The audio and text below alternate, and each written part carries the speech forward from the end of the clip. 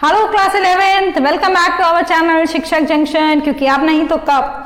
Yes, we are back with a completely different topic. और वो topic थोड़ा सा कॉम्प्लिकेटेड होने वाला है, पहले ही बता रही हूँ, थोड़ा सा कॉम्प्लिकेटेड टॉपिक है। बहुत आराम से जाएंगे। I will not make a Hari in letting you understand what it is, क्योंकि इंपॉर्टेंट है।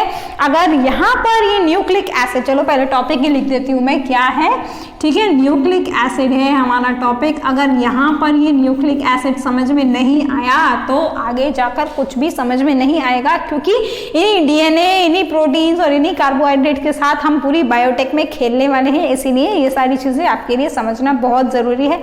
और इस लेक्चर को समझाने के लिए आई हैव समथिंग फॉर यू, जिसको आप हिंदी में लालच बोलते हैं ना, वो है मेरे पास। क्या है लालच, अभी मैं वीडियो के बीच में ही बताने वाली हूँ आपको। I will provide you thing through which it becomes interesting for you to learn this nucleic acids। ठीक है, मैंने बोला ना कॉम्प्लिकेटेड है, तो उसको इजी बनाने के लिए कुछ तो देना पड़ेगा ना आपको, तो वो मैं दूंगी आपको। चलो पहले ये देख लो न्यूक्लिक एसिड कहाँ पर प्रेजेंट होता है, कहाँ पर। न्यूक्लियस में तो हम सबको याद रहता है न्यूक्लिक एसिड प्रेजेंट होता है। न्यूक्लिक एसिड वही डीएनए और आरएनए है हमारा, अभी मैं आपको वो भी बताऊंगी हालांकि। लेकिन इस न्यूक्लियस के अलावा दो और सेल ऑर्गेनेलीज आपने आपके 9th क्लास में स्टडी की थी, जिनको आपने सेमी ऑटोनोमस ऑर्गेनेलीज स्टडी किया था। याद आ गया होगा सबको कि सेमी ऑटोनोमस ऑर्गेनेली में कौन सी दो ऐसी ऑर्गेनेलीज हैं जो आपने स्टडी की थी। वहां पर भी हमारा ये न्यूक्लिक एसिड प्रेजेंट होता है। कौन कौन सी थी वो, एक थी हमारी क्लोरोप्लास्ट और दूसरी थी हमारी माइटोकॉन्ड्रिया। तो ये जो न्यूक्लिक एसिड है ये इन तीनों जगहों पर प्रेजेंट होता है। न्यूक्लियस में it is bounded along with the histone as well as the non-histone proteins and it gives rise to the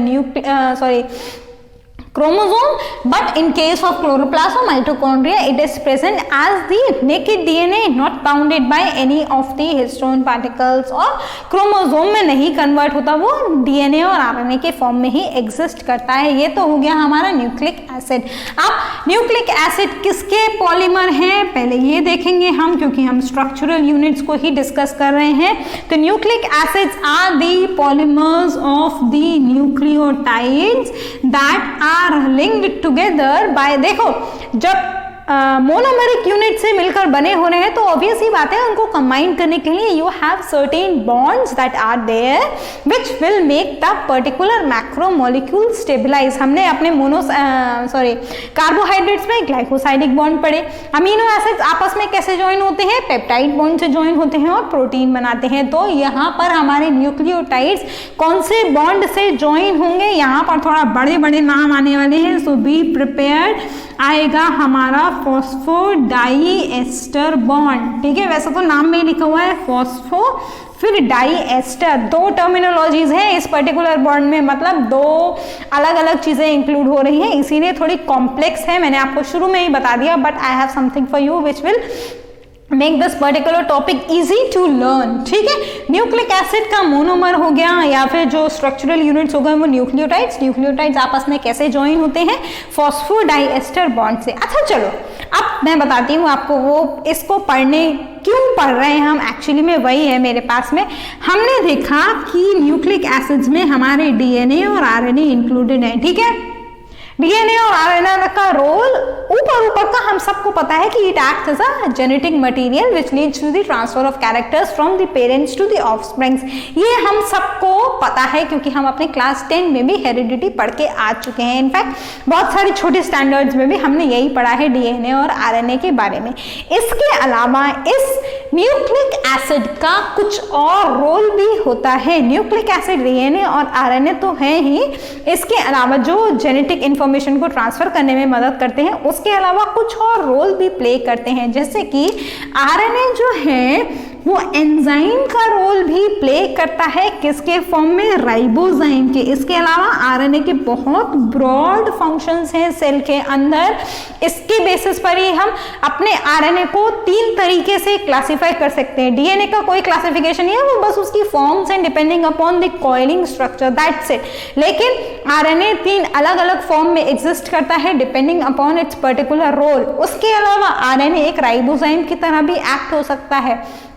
इसके अलावा हमारे जो ये न्यूक्लियोटाइड्स हैं, डीएनए और आरएनए तो है ही, इसके अलावा जो हमारे न्यूक्लियोटाइड्स हैं, जो मोनोमेरिक सब यूनिट्स हैं, जो मोनोमेरिक यूनिट्स हैं, वो और फॉर्म्स में भी हमारे सेल में यूज होती हैं, जो आपने कभी नहीं सोचा होगा। नाम सुना है लेकिन सोचा नहीं होगा कि कभी वैसा भी होती है।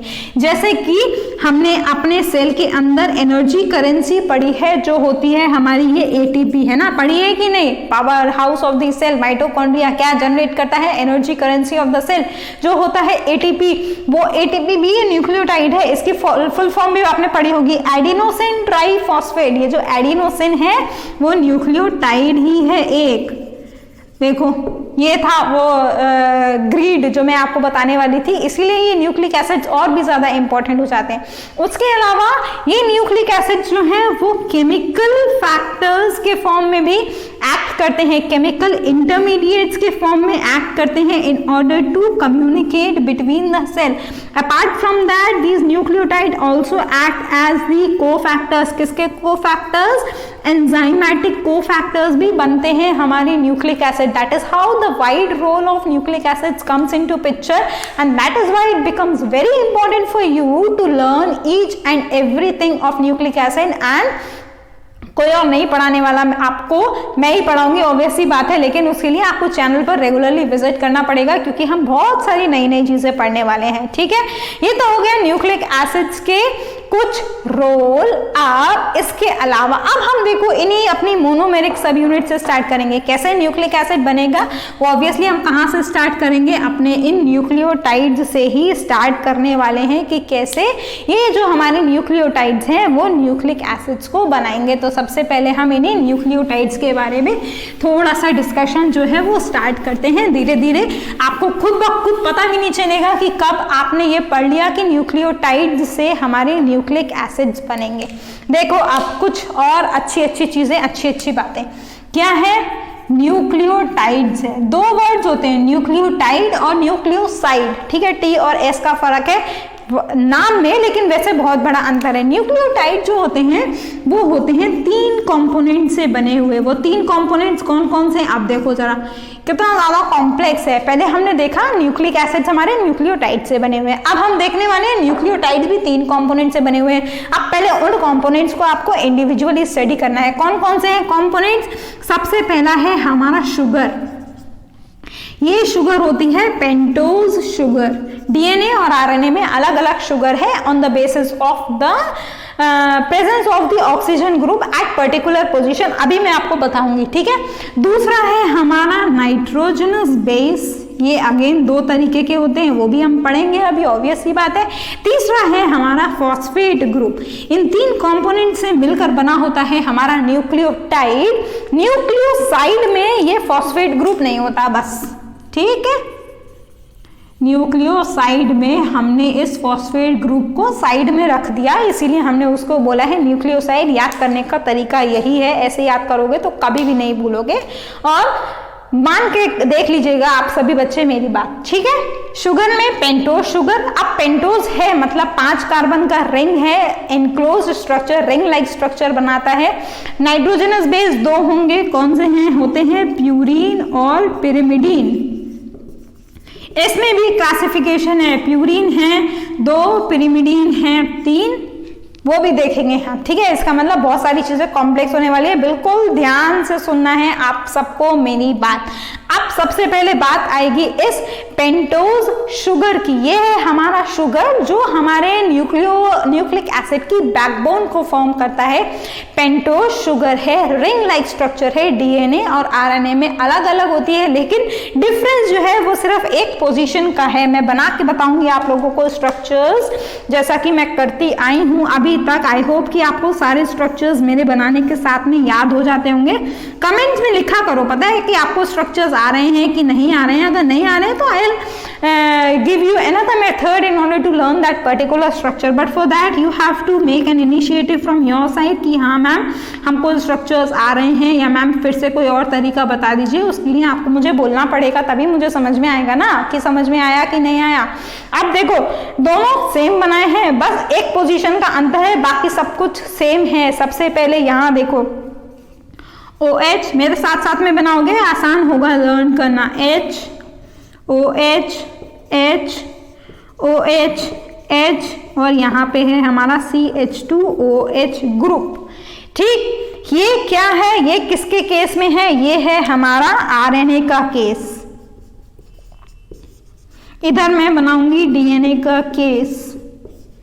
सिर्फ एक डिफरेंस है, उससे पहले आपको नेमिंग देखनी पड़ेगी। न्यूक्लियोटाइड्स की जो हमारी नेमिंग है शुगर में वो थोड़ी डिफरेंट हो जाती है। किसके बेसिस पर, देखो हम इसको ऐसे लिखते हैं 1 2 3 4 और ये 5 डैश लगाते हैं हम। डैश को आप प्राइम भी बोलते हैं। ये जो मैंने लगाया है 1 के ऊपर ये ऐसे लगाते हैं हम, डैश लाइक स्ट्रक्चर बनाएंगे just to differentiate the naming of the carbon items present in the pentose sugar and in the ये जो हमारे प्यूरिन पिरिमिडिन में आएंगे उससे डिफरेंस करने के लिए नाइट्रोजन बेस में हमने अपने शुगर में डैश लगा दिया, दैट्स इट। और कोई हार्ट एंड सोल रीजन नहीं है उसको डैश लगाने का। तो ये तो हो गया हमारा आरएनए का। आरएनए की फुल फॉर्म होती है राइबोज न्यूक्लिक एसिड। डीएनए की फुल फॉर्म में ये जो डी आती है that stands for deoxy, that means you are removing the oxygen group at that particular position या एट वन पर्टिकुलर पोजीशन। और कहां से ऑक्सीजन रिमूव होता है, हमारा 2' पोजीशन से ऑक्सीजन ग्रुप जो है वो रिमूव हो जाता है।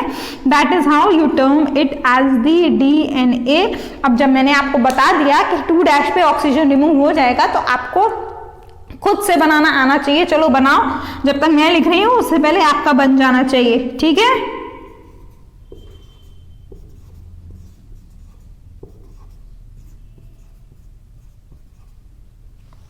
This is how the structure of DNA goes. थोड़े पास पास हो गए दोनों को डिफरेंशिएट कर देती हूँ so that you just not get confuse. ये हुआ हमारा डीएनए का। देखो 2' पोजीशन में यहाँ पे OH ग्रुप था, यहाँ पर H ग्रुप है, मैंने यहाँ से OH ऑक्सीजन को हटाया, H ग्रुप आ गया। That is how the structure of DNA goes. और उसी तरीके से हमारी जो फुल फॉर्म है वो भी जाती है, that is this is D ribose, this is 2' deoxy ribose. That is how the pentose sugar in case of DNA and RNA is different. समझ में आ गया, नाम से ही समझ में आ रहा है डीएनए और आरएनए में पेंटोज शुगर में क्या डिफरेंस होता है। ये तो होगा हमारी शुगर। अब हमें क्या देखना है, प्यूरिन और पिरिमिडीन का। डिटेल में तो हम बाद में बात करेंगे। प्यूरिन और पिरिमिडीन के जो दो अलग अलग स्ट्रक्चर्स हैं या जो दो क्लासिफिकेशंस हैं वो अलग अलग, लेकिन उससे पहले प्यूरिन और पिरिमिडीन का एक बेसिक जनरल स्ट्रक्चर ड्रॉ करूंगी मैं आपके लिए।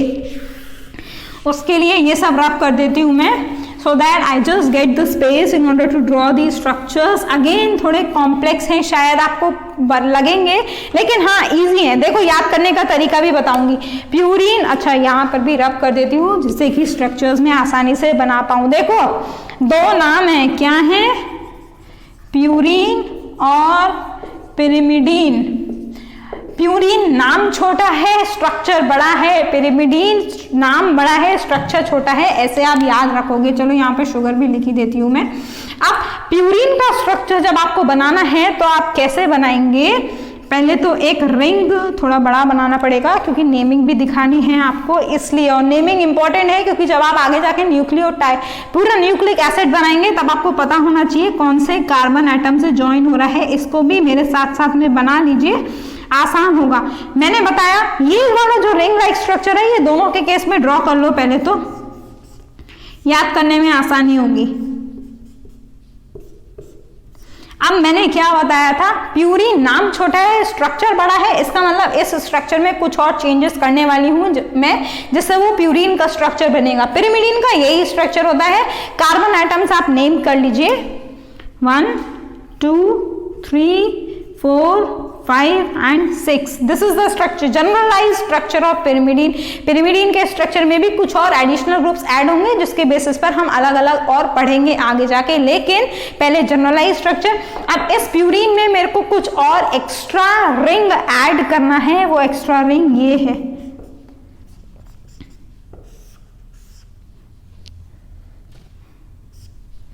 This is the extra ring-like structure that gets added in the purine generalized structure. अगर इसके नेमिंग की बात करें तो थोड़ी डिफरेंट हो जाएगी।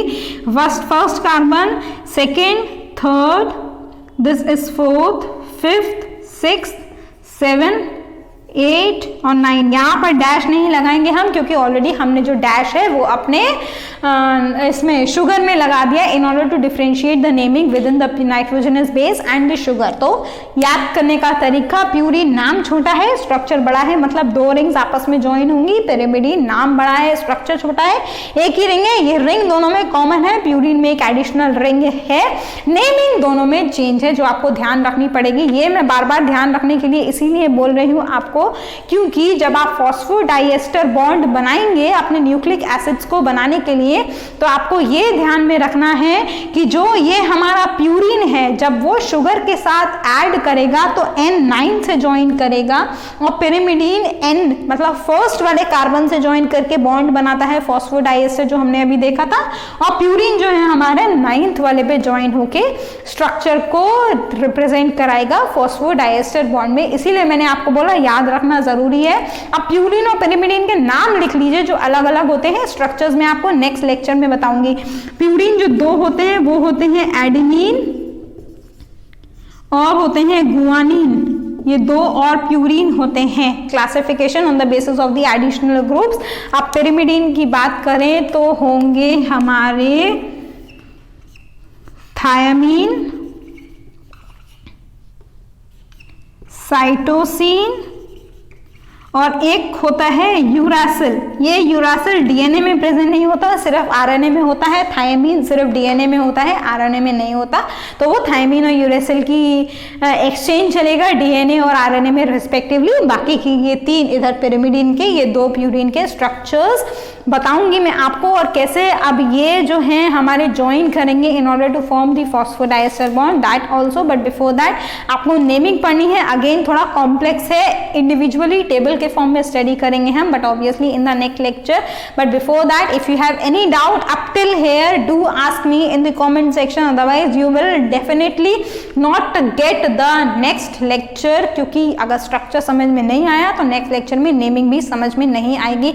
कोई डाउट है तो मेरे से आप पूछेंगे, और नोट्स चाहिए तो भी आपको कमेंट्स में लिखना पड़ेगा। नेक्स्ट लेक्चर में मिलेंगे। Till then have a good day all of you, take care, bye bye, thank you.